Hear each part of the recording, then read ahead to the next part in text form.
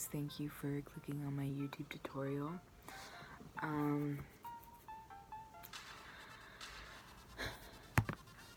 Please ignore the fact that I won't be looking on camera 100% of the time because my notes are over here and I need to be looking at those. But let's get started on the presentation. Hi, my name is Alexis Carranza. Disadvantages having to do / being associated with minorities is not a new subject at hand. Furthermore, it's becoming more and more talked about in mainstream media.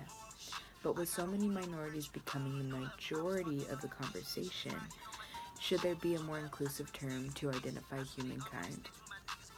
This is where the article comes into play. In the article, they talk about how the word and idea of intersectionality and how it fails to account for the actually existing complexity of lived experience.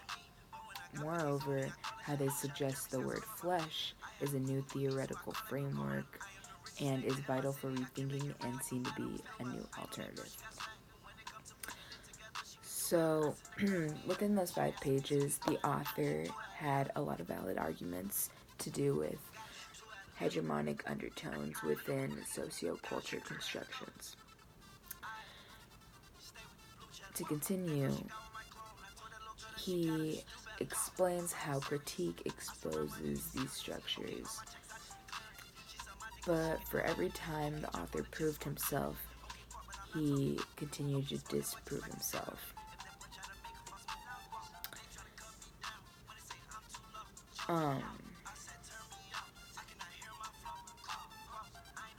But we'll identify some weak points later. There was one point in the article where he acknowledges the fact that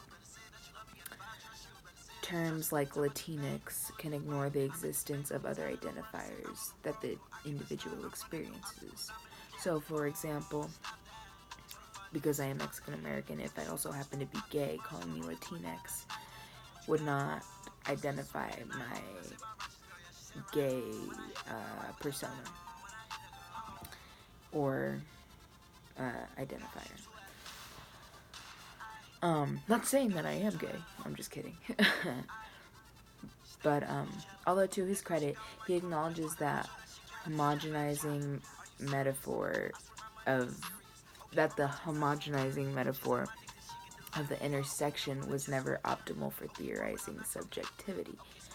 He says we must not recognize that identity's fluidity surpasses existing analytic lexicons.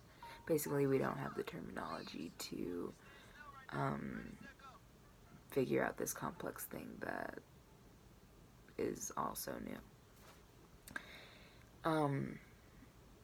So my only disagreement with this whole concept, which is not a big one, but I just could see a hole. Although I understand that the fluidity of flesh roots theories of identity within new concepts that better encounter, analyze, and express lived reality. I think the problem there then lies with the fact that assimilating into one category or putting a blanketed label on everything could cause problems within people's sense of culture, or they would no longer feel like an individual. To sum up the whole shindig is that although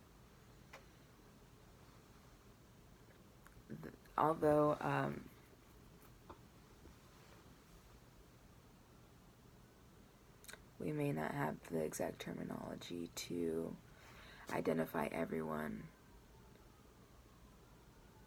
flesh could be a new alternative. Thank you.